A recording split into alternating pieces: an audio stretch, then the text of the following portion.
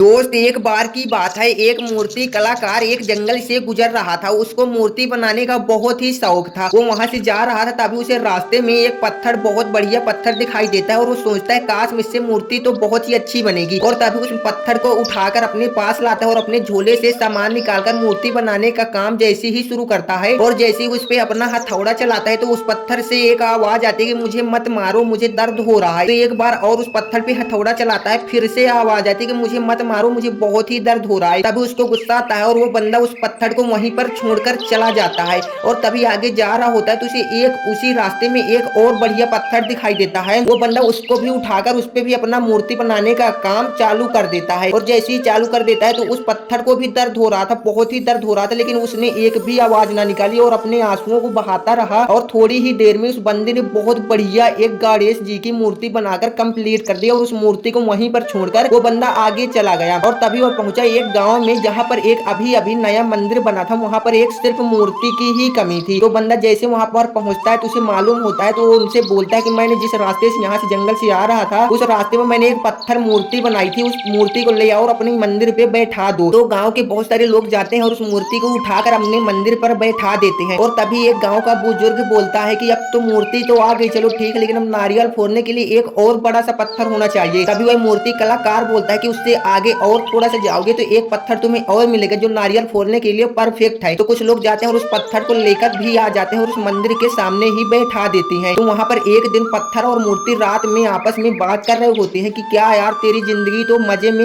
ही गुजर रही है। तभी लोग तेरी पूजा करते हैं और खाने में तरह तरह के पकवान और मिठाइयां लाते हैं। तभी वह भगवान बनी मूर्ति बोलता है कि जिस दिन तुझे मूर्ति कलाकार ने तुझे ही पहले मूर्ति बनाने के लिए लाया था, अगर तू उस दिन उस दर्द को सहन कर गया होता तो आज मेरी जगह में तू होता और तेरी जगह में मैं होता। तो इस